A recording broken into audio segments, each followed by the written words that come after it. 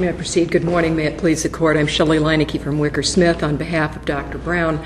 With the Court's permission, I'd like to reserve 5 minutes for rebuttal, and at that point I believe it would be appropriate to also include another minute or two for response to the cross-appeal issue. We are appealing today from No, you get 20 total. 20 total. Okay, then I'll like to reserve 7, I guess, so that I can respond to that as well. We are appealing today from a final judgment in favor of the NEWMANs. This was a case that alleged the untimely diagnosis of breast cancer. We are raising 4 points. We believe we are entitled to a new trial at a minimum because of the first 2 issues. The trial court failed to mistry this case when NEWMAN's counsel just injected an issue about a purposeful abortion that had there been any motion to eliminate? Pardon me? Had there been a motion to eliminate on that topic, or did that come completely out of left field? I believe it came completely out of left field. I don't recall anything in the record about a motion to eliminate. Not only was that remark improper and that line of questioning, which should entitle us to a new trial, we also believe that there was an improper golden rule closing argument where NEWMAN's counsel asked the jury, which was all females, to talk, and he was talking about your breasts and your life, and the court agreed that it was a golden rule argument. Ms. Leineke, which one do you want to talk about first? Well, let me first talk about the failure to mistry the case because of the abortion question? The statement concerning the purposeful abortion. In this case, certainly... let me ask you a couple questions about that first. There was an objection made. Objection was sustained. Yes. A curative instruction was given. Correct.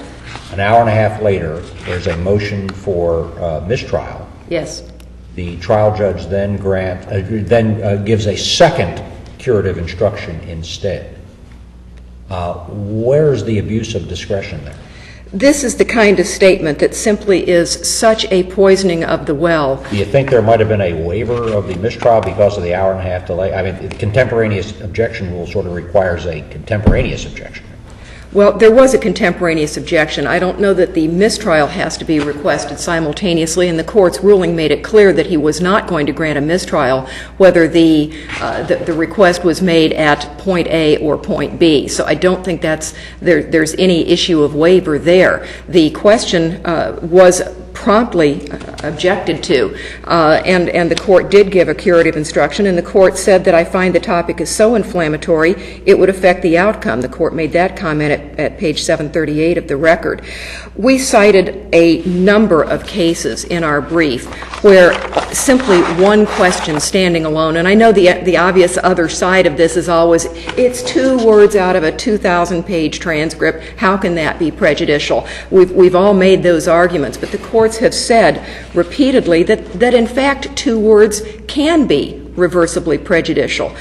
We cited a number of cases. The Del Monte case states that there can be devastating effects of insinuations. The Dempsey case said, and very much as the case here, that it cannot be harmless, where the case turns on credibility. This was a real credibility case. Did Mrs. Newman tell someone she had a lump in her breast in January or February of 2001, or was it sometime almost a full year later, as the records of not only... But the witness that you're talking about, wasn't that an expert witness that was called on behalf of your clients? Yes, this was... So the charting issue, really this witness isn't going to be critically involved in the charting. You know, your client says that our practice is to chart, and this a comment of this nature would have certainly been reflected upon the chart.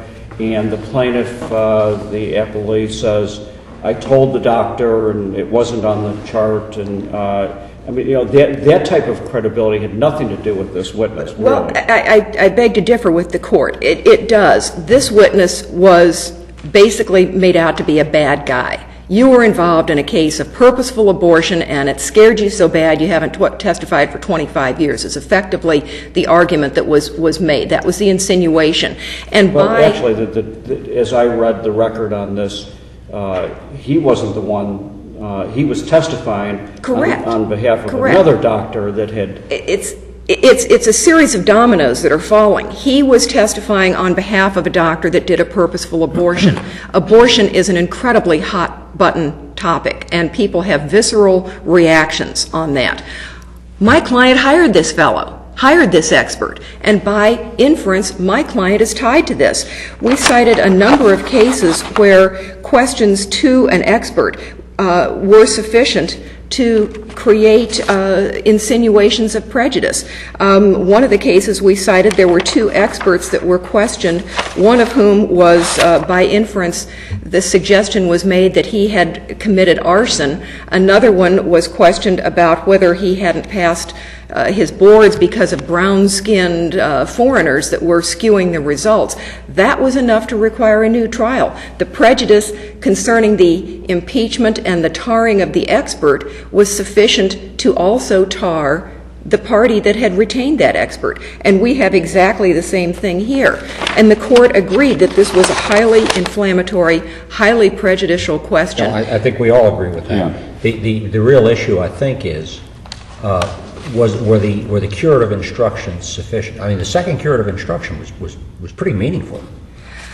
I think this is the kind of a remark that no curative instruction is going to be correct or will resolve the issue. It's the don't think of pink elephants kind of a statement. There's no way you can take someone and redact that from their mind. See, now you got me thinking of pink elephants. Once you have that mental impression that this doctor is a bad guy and therefore my client is a bad guy because we hired him, you may forget the fact that it was because of an abortion issue, but you have this squeamishness, this problem with my client's credibility, again, where credibility is absolutely critical in this case. And because of that... What was the purpose of your expert's testimony? What was he testifying about? He was a standard of care expert. Did you have others? We had other experts, but this was our standard of care expert. This was the only standard of care expert? That's my recollection of the record, that we had one standard of care and one causation expert. We think that this was just simply the Simmons versus Baptist. Let me interrupt one more time, and then I'll let you alone. Yeah. Was there a big debate about the standard of care? Even the plaintiff's experts agreed that if, in fact, the plaintiff had not made any mention of a lump until the time that's shown in not only our client's records but other records, that there was no breach of the standard of care. But yes, it was a contested issue as to whether or not we should have discovered it, whether she told us, we didn't write it down, we didn't follow up properly. It was certainly, there was no part of this case that was not contested. Because of this... But really, again, whether it was written down or not, the critical witnesses on that would be the plaintiff and the defendant. Whether it was written down, yes. She says she told our doctor. He says, I record everything that is relevant material. And that was something for the jury to determine, and apparently they determined that, adverse to, obviously they determined it adverse to, to Dr. Brown. And part of... But the standard of care witness, on at least as to the charting issue... But again... The fact that our credibility was tarnished by the fact that we had hired an expert who also had, obviously we believe the jury agreed, that because our expert was tarnished and had credibility problems because he was someone that would testify on behalf of someone, an abortionist or someone who performs a purposeful abortion, that means our client had credibility issues too, and that is central to this that's a bit case. Of a leap, don't you think? Pardon me? So that's a bit of a leap of logic. I don't think so. I don't think it's any more of a leap than in any of the other cases. For example, Simmons versus Baptist, where one of the experts was implied to have committed arson and a fire loss, and then the other expert talked about the brown-skinned foreigners, and they said that was enough to tarnish the credibility of the parties.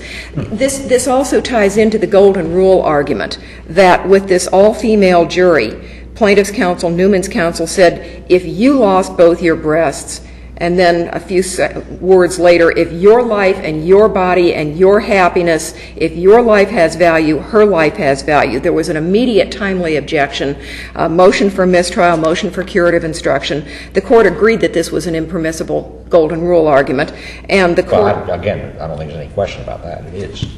And the court said that no curative instruction would be helpful because it would just make the matters worse.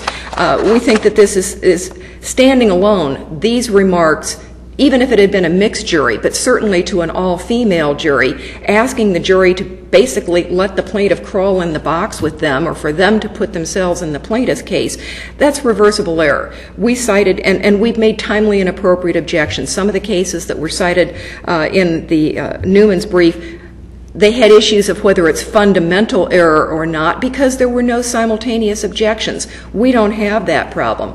I believe under the case law, this single remark, even if you disregard the issue of the abortion, but this single remark or this single issue of the golden rule impermissible, inappropriate argument is sufficient to require a new trial.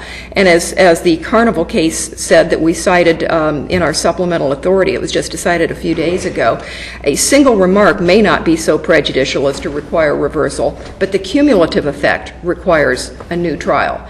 So here we have not only the purposeful abortion issue, you also have a golden rule argument. There were timely objections. The court agreed that they were both prejudicial, and we believe that requires a new trial. Alternatively, we would argue that Dr. What was the case you just cited? For some reason, I didn't bring the supplemental versus authority. Paris, P-A-J-E-R-E-S. What's the site? Pardon me. 972 Southern 2nd, 973. 973. Oh, thank you. I apologize. I had not brought the supplemental authority up to the lectern here. Alternatively, we believe that we're entitled to a directed verdict because of the fact that whenever this was diagnosed, whenever this breast cancer was diagnosed, whether it was or should have been diagnosed in the early part of 2001 or at the time it was some 15 months, 18 months later, the evidence in this case is that there were no changes in the treatment options, no changes in the life expectancy, no changes in the chances of survival. But she didn't seek damages for diminution of life expectancy. It's questionable whether she did or not. She had a variety. Certainly not in the complaint. It wasn't in the complaint, but she was talking about her pain and suffering and various things. It's different than life expectancy. You're right, it is. But the point is that none of the assertions that were raised, none of the claims of damages ever were affected to the more likely than not standard. Now, I know Mrs. Newman elected to have the mastectomy rather than a lumpectomy, but her treating physicians, both her oncologist and her surgeon, testified that both of those options were available to her. Whether the cancer... apparently 90% of the breast was going to have to be removed. Was that really a viable choice? Yes, it was. And there's no evidence, hard evidence, as to how much the difference in the tissue amount would have been. I'm sure the court is all familiar with Drackett versus Blue that says you can't say what you would have done if you had been told something different or if some different matter had been there. She can't say that she would have had a not have had a mastectomy and would have had a lumpectomy if this had been done earlier, that there was such a difference there. That's self-serving, that's speculative, and certainly under the case law that is not evidentiary, it's not admissible. The evidence in this case, because she still had both treatment options available to her at the time of diagnosis, whether it was at one point or another, she cannot meet the Gooding standard of more likely than not. And certainly as to, we cited cases also concerning any emotional distress and all that, relates to the general fear of cancer and concerns of cancer and not to anything in particular that is caused by the timing there. We also, and let me just momentarily touch on the final point, and I'll rest on my brief in the whole. The plaintiff failed to provide a properly verified affidavit prior to the time the statute of limitations ran. This is another basis for determining a judgment or ruling in my client's favor. the Newmans were advised in response to the pre-suit notice. They were advised in the affirmative defenses by Dr. Brown, and they were also advised in the answers to interrogatories that we believed the affidavit was defective, that it wasn't properly notarized and it didn't properly carry the statements and information concerning the expertise and prior testimony. And for that reason also we would request this court reverse. And if I may, I'd like to reserve my remaining time for rebuttal. Thank you. All right.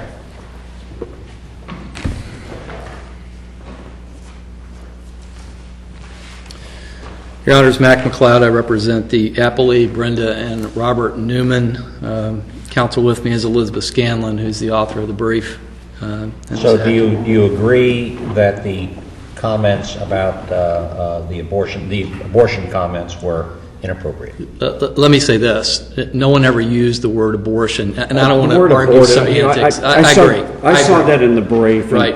And the distinction between, the word, aborted and abortion is hardly one of substance. Would you agree? I understand. I do agree. However, I think the word abortion in the context of what occurred was a bit different.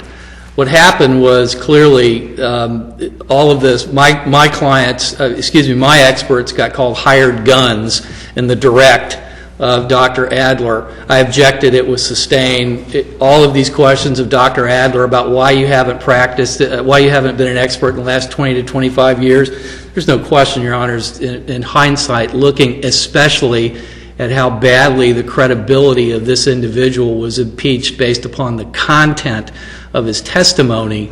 Had I it to do over, I would not have included it. However, at the time, so you couldn't help yourself. You do agree that it was an improper question. It's difficult for me to look at the entire context of the cross and say that I should have asked it. That question. My question is, I don't know. Why shouldn't I be allowed to explore this issue that comes up for the very first time in trial?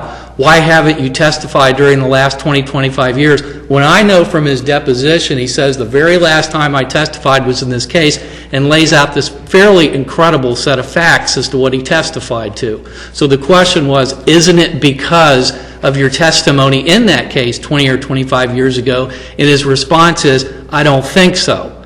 And then I ask him a question, and by the way, the question is exactly what both of my experts were asked, content of this previous testimony in previous cases. Your question was, Doctor, you testified in a case involving a baby that was purposefully aborted by another physician, correct? I did. That's what your question was. That's exactly the question. That's verbatim. It is, and it's exactly the type of question that my experts were asked. They asked, in fact, Dr. Ehrlich was asked about prior testimony, and he was allowed to testify about an abruption case, a placental abruption case. It's not the same as the word abort or abortion, but it went there. To answer your case, Judge Monaco, I'm not trying to circumvent. In my own mind at the time, it seemed like it was relevant and a portion of appropriate cross-examination. I can't honestly sit here and tell you now that I would have done it again because of the propriety of it, especially given the cross-examination. But contextually, in the run of this case and the issues in this case, it made no difference, I suggest, to the outcome. And the cases are clear. And how can we tell that? Well, because of the other testimony and the amount, counsel for the appellant is correct. I am critical of the fact that they basically pull 1 minute and 30 seconds out of an 8-day trial and indicate that somehow the jury abrogated their duty as a result of a single question. By the way, every one of their cases involve objections that were overruled and the testimony was allowed to go forward. There is no case like this where the objection was made, the examination was stopped, and if you read those cases, almost all of the cases involve issues personal to the witness, either to a plaintiff or a defendant, a party in the case. There's an attack about a prior act that they engage, including one of the experts is accused of arson and destroying records and such as that. And in each of those cases, even with the objection, the court allows the testimony.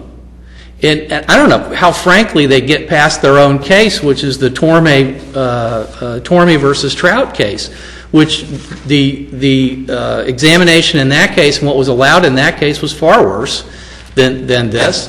And in the totality of the case, the court said that the verdict would be upheld. But more importantly, exactly what you indicated occurred. There was an objection.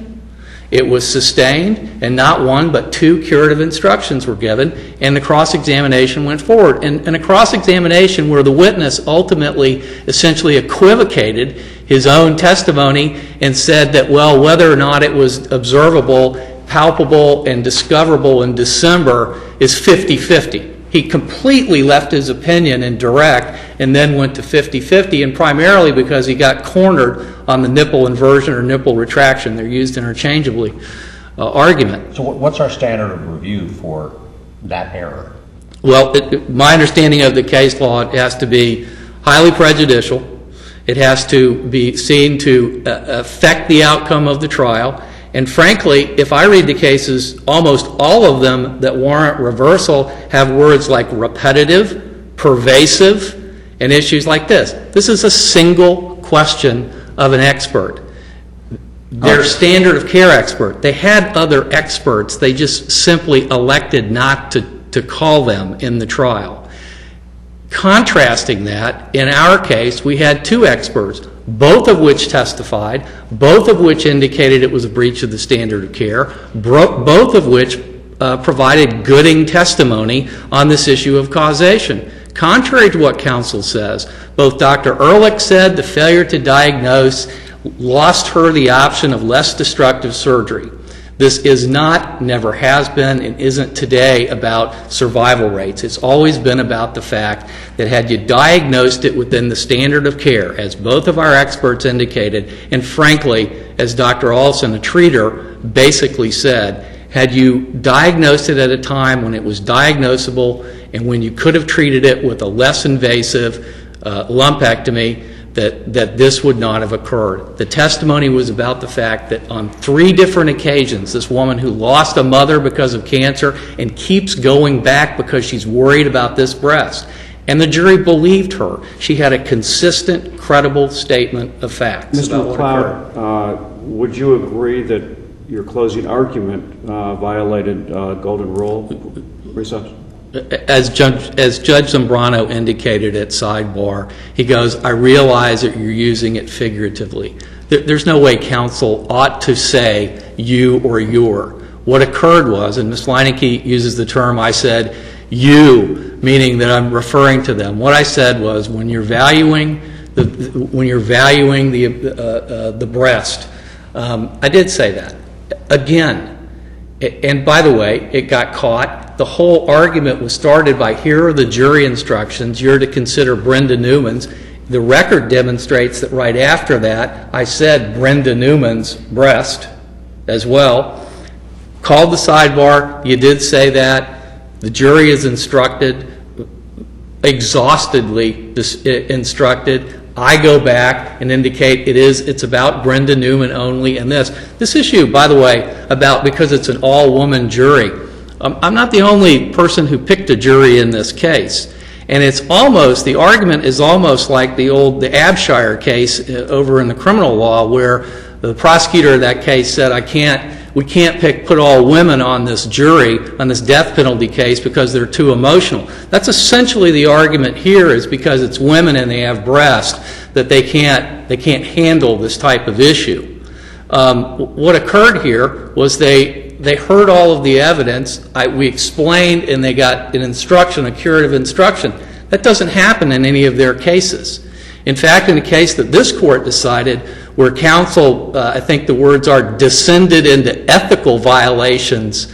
Something like that. Descended into ethical violations on closing, the court said, ethical violations don't always merit reversal. I don't think that you can look at the closing arguments that have caused reversal that are even cited by the appellant in this case and say this even approaches that.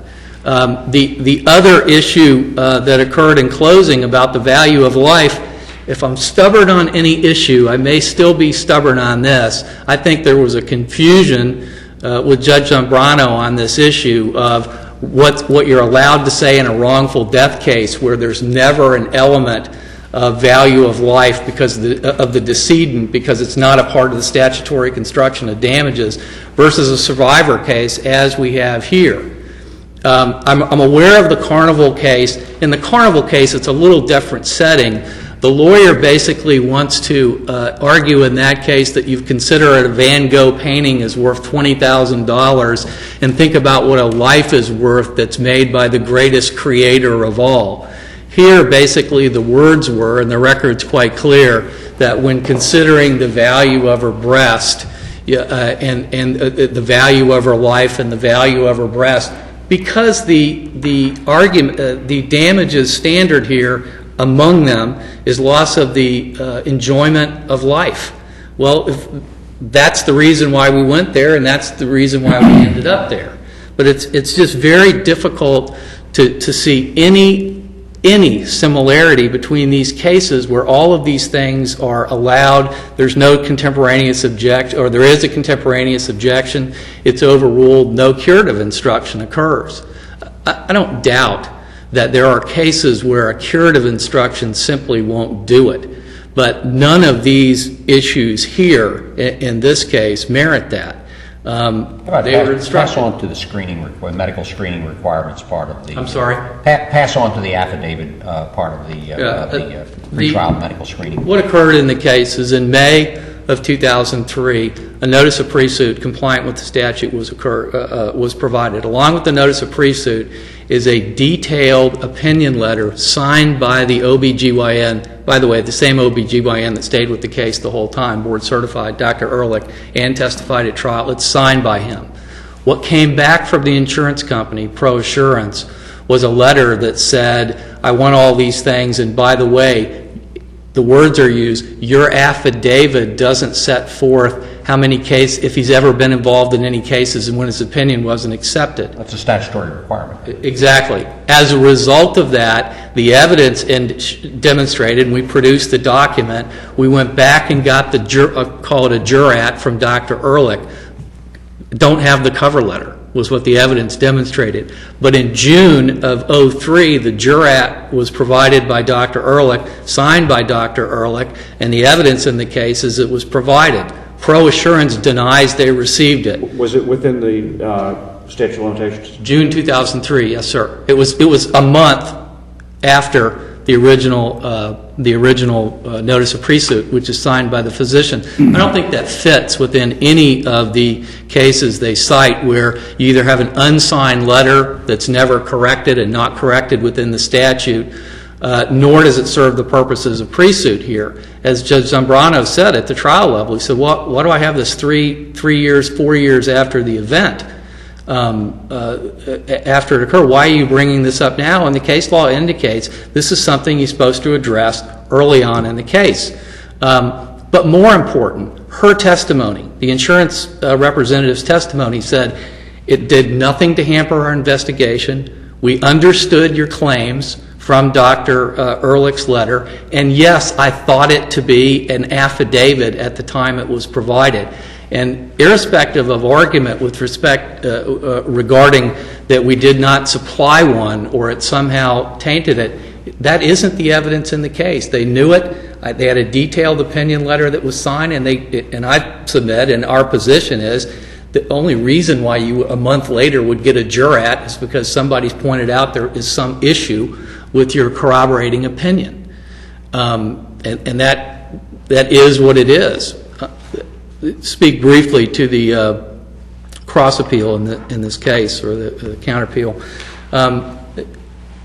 There was a proposal for settlement in this case that was quite old, and that proposal for settlement. Well, there were two, weren't there? Yes, I'm talking about the first one. The first one, clearly, given the case law that's come out, did not distinguish between the husband and the wife, the consortium claim and the primary claim. leading into trial, the case had been continued once, and leading into the trial, the Judge Zambrano said for absolutely July 3rd, and here's how the trial will go.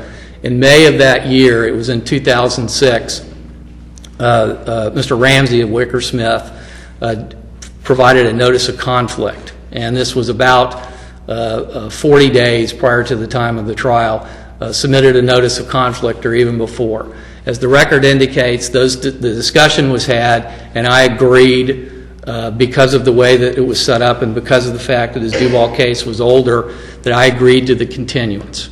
That was on the Friday before Memorial Day. The agreement was reached. On the Monday after that, he submitted essentially a consent motion to continue, or a motion to continue that he knew I had consented to. We went to the hearing, and Judge Zambrano set it later on down, continued the case, and was going to give us a date into the future. On that Friday, after the consent, I sent this 38 days before the trial would have started on July 3rd, I sent this new conforming, if you will, proposal for settlement. No objection made, and I'm not saying they have to object to it. No objection was made, but it was clearly contemplated by the lawyers in the case that as of that day, that and I don't know when Mr. Ramsey received it. I don't know if he received it during the Memorial Day weekend or not. I'm sure not on that Monday. But it was clearly understood by the lawyers at that time that I had consented to the continuance. It wasn't going to work, and we were going. What's the statutory requirement? Statutory requirement is 45 days prior to the scheduled trial. There's one exception to that rule. Prior to the scheduling trial. That's prior to the scheduled trial, correct. There's one bright line exception to that outlined in the cases, and only one that I know of, and we believe it's applicable in this case. I'm not asking you to extend the law here. I'm asking you to apply the law we think that's appropriate here, and that is this.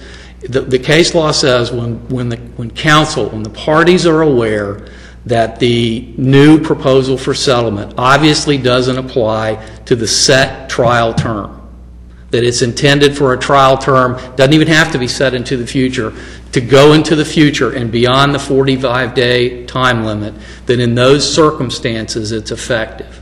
Counsel for Wickersmith knew at the time that I had consented to the continuance, and that is when, 38 days prior for the trial. Written consent to the continuance? Written consent to the continuance? No, sir. Counsel called me on the phone and requested consent, filed the motion the following Monday. Did the motion indicate that it was with the consent of the opposing counsel? I don't have the motion before me, and I don't want to misrepresent whether it did or did not. I believe that it did. If I'm mistaken, I apologize. But there was no question, and I don't think this was argued at the time of the hearing on this issue. Judge Zambrano took the case law and basically said that it's 38 days before the trial. It was still set as of that day, but I think the case law, you don't have to have a continuance for it to be effective so long as both counsel understand that it's contemplated thereafter. Did you even go to the motion for continuance? Was this an ex parte? Yeah, it was a call-in motion to Judge Zambrano and a consent. It was not, and at that point we continued the case and it was into the future. And at trial, after the trial is when this was brought up. But I want to say that with respect to this argument among what the records indicated, the NEWMANs were this case. Brenda Newman and her history and her consistent testimony is what carried the day in this case. Interestingly, when Dr. Brown's record disagreed with what Brenda Newman said, the record was whole cloth. When it agreed with what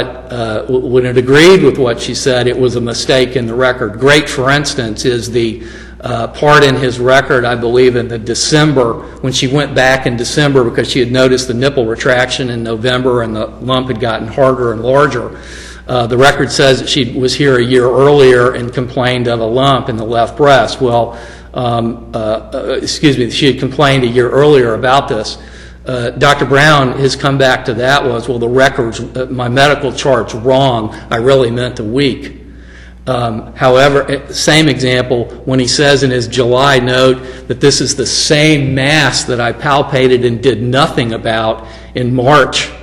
This is in July, the same mass, 8-centimeter mass. I mean, this is a huge tumor in this woman's breast that he does nothing about in December and in March. When he says in his record in July this is the same mass, he says, well, no, that wasn't correct. I mean, his credibility was very much tainted at the time.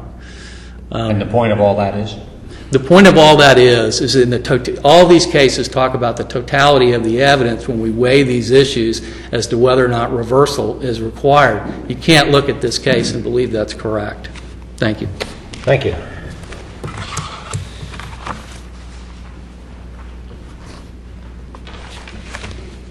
May it please the Court.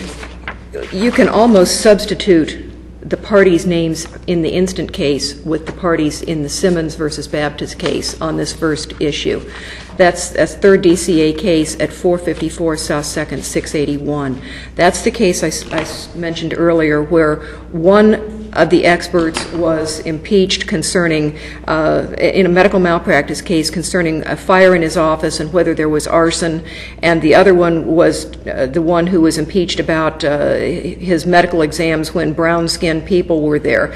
The court said that the probative value of the evidence, even if marginally relevant, was entirely outweighed by its unfairly prejudicial character.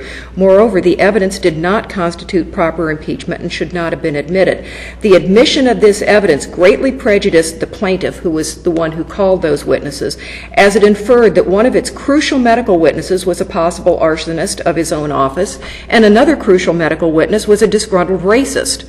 We think these unfair character assassinations could have done nothing but inflame the jury against these witnesses who were so essential to the plaintiff's case, and in so doing denied the plaintiff the substance of a fair trial below. That's exactly our argument. The question to our expert concern on this absolutely collateral, irrelevant issue of were you involved in a case with purposeful abortion had no purpose other than to taint him and our client. And as counsel just said a moment ago, the NEWMAN's credibility was this case. Well, our client's credibility was this case, and our client's credibility was compromised. That, coupled with the clear golden rule argument during closing, is absolutely grounds for new trial we submit. And as the court said in the Carnival case, that while we recognize a single improper remark or comment or argument may not be so prejudicial as required to require reversal, we conclude the cumulative prejudice requires a new trial. As to the issue of the pre-suit notice, Ms. Bryan, who was the claims rep, testified. Honestly, you only got a couple minutes left, and I really want you to address the cross-appeal. The cross-appeal, yes, thank you. Counsel agrees that the first settlement proposal was inappropriate under current law. The second one also was inappropriate. It was filed less than 45 days before trial. The rule specifically says that it must be 45 days. This court's decision in the Largan case says that, and it's factually on point, the settlement proposal in that case was filed or served prior to the date of any motion for continuance, and that's exactly what we have here. The motion for continuance had not been granted. We didn't know whether it would be granted or not. Certainly, trial counsel finds situations all the time where both plaintiff and defendant may agree that it's reasonable to continue the case, but the judge says, no, you're on my docket, you're both ready, and I don't care that you have a problem with an expert, or I don't care about whatever your conflict is. That's what depositions are for. There was no guarantee that there was going to be any continuance. The cases that counsel has cited... Well, I guess since one was granted, and since one, I guess the motion was made by your side, where's the harm here? Well, the cases say that this is something that it's a statutory, it's a rule, and it's got to be strictly interpreted. Don't you think the legislature really intended that nobody got distracted within 45 days of the trial so they could actually get ready for trials? I mean, isn't that the whole purpose of this thing? I suspect that is the purpose. You have enough time to consider the the offer in the cold light of day? I believe so. Of course, if the court agrees and we get a new trial, this is a moot issue. But nevertheless, the cases that were cited, the Ligori versus Daly case, the parties had already been released from the final week of trial, and so they knew that the case was not going to go. And that was the only reason that was. The Progressive versus Radiology case that was also cited, the proposal was served during the final couple of days of a docket and was not received until the docket was over, and therefore the parties were not on a docket. One other case, Cooven, that they cited, the proposal was served when there had been a third-party complaint filed, so as a matter of practicality and law, the case was not at issue. So those were the only situations where the court has said that you have an exception to the 45-day rule, and that's because the case was not really set for trial. This court said in Largan that although the defendants had filed numerous motions to reschedule or continue the trial, it's not clear that both parties knew the case would not be heard as set. The offer came on December 30. The trial was not set then to commence until January 26, but the court didn't enter an order rescheduling until January 28. We have a same situation here. While the motion was You're filed... about 30 seconds over, so wrap it up. Thank you. The motion had been filed, but it had not been heard, and so we believe the trial court correctly denied that. We would ask for a new trial. Thank you. You know, when you have really good lawyers on both sides of one of these things, it makes being an appellate judge a lot of fun, and I appreciate the work that all of you have done. We're adjourned.